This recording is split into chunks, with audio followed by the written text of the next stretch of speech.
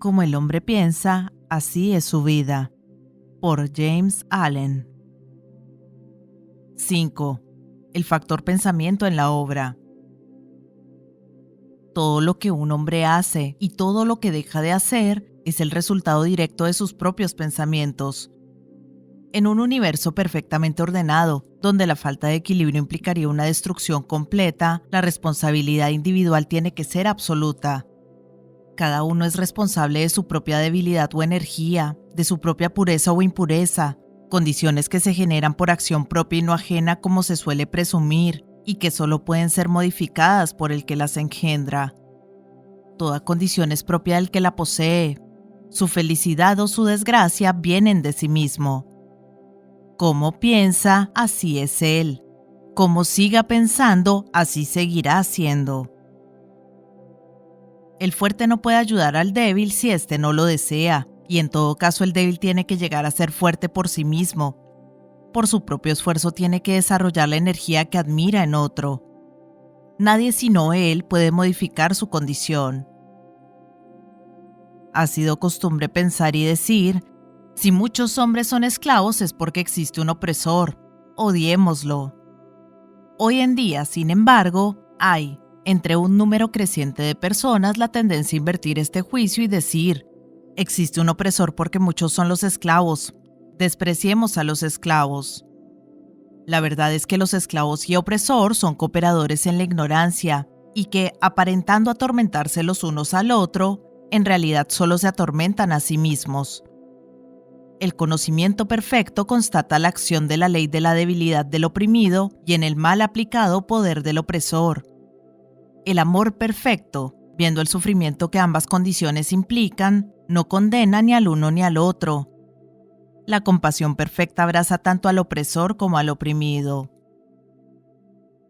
El que ha vencido la debilidad y ha dejado a un lado todo pensamiento egoísta, no pertenece ni a los opresores ni a los oprimidos. Es libre. El hombre solo puede levantarse, vencer y hacer obrar, elevando sus pensamientos, y solo negándose a ello puede permanecer débil, abyecto y miserable. Antes de que pueda llevar algo a cabo, aunque sea lo más material, tiene que elevar su pensamiento por sobre la esclavitud de sus satisfacciones inferiores. Puede que no necesite renunciar a toda animalidad y egoísmo para llegar al éxito, pero en parte al menos tendrá que sacrificar estos goces de su baja naturaleza. Aquel cuyo primer pensamiento es la satisfacción bestial es incapaz de pensar con claridad o de trazar un plan metódico. Nada puede descubrir en sí ni desarrollar sus recursos latentes, por esto fracasa en cualquier empresa. Si no ha empezado por controlar varonilmente sus pensamientos, no está en situación de controlar negocios ni de asumir serias responsabilidades. No está apto tampoco para actuar independientemente, ni valerse solo. Mas estas limitaciones de su capacidad solo dependen de los pensamientos que elija. No puede haber progreso ni obra sin sacrificio, y el éxito siempre está en relación directa con la magnitud de aquel, o sea, con la cantidad sacrificada de pensamientos confusos de naturaleza animal para fijarse, en cambio, la mente en el desarrollo del plan elegido, fortificando así la resolución y la confianza en sí mismo. Mientras más se eleve el pensamiento, mientras más varonil, recto y noble se haga el hombre, mayor será su éxito y más fructífera y duradera su obra.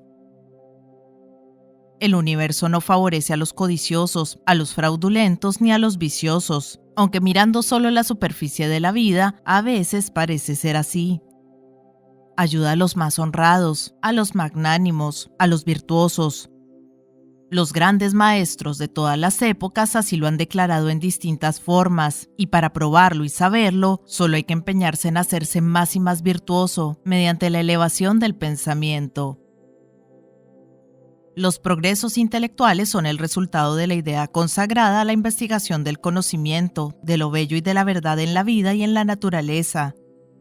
Pueden estos progresos estar unidos a veces a la vanidad y a la ambición, pero no son ellos el resultado de estas características, sino de largo y arduo esfuerzo y de pensamientos puros y generosos.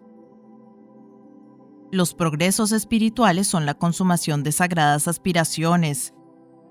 El que vive constantemente en la concepción de pensamientos nobles y elevados, que solaza su mente en la pureza y la generosidad, llegará a ser, con la misma certeza con la que el sol llega a su cenit o la luna a su plenitud, noble y sabio en carácter, elevándose a una posición de influencia y de bien.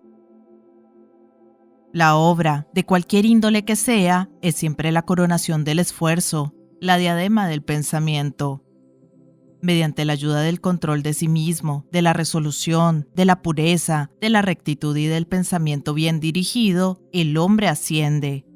Bajo la influencia de la animalidad, de la indolencia, de la impureza, de la corrupción y de la confusión del pensamiento, el hombre desciende.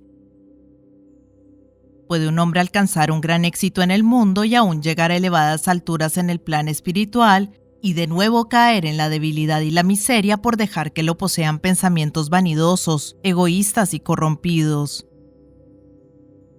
Las victorias alcanzadas mediante el buen pensar solo pueden mantenerse por la vigilancia. Muchos se descuidan una vez asegurado el éxito y rápidamente vuelven a caer en la falta. Toda obra, ya sea en el mundo material, en el intelectual o en el espiritual, es el resultado del pensamiento dirigido hacia un fin determinado. Está gobernada por la misma ley y sujeta a un mismo método. La única diferencia consiste solo en la índole del fin que se persigue. El que poco desea, poco tendrá que renunciar. El que a mucho aspira, mucho tendrá que sacrificar. A grandes alturas, grandes sacrificios.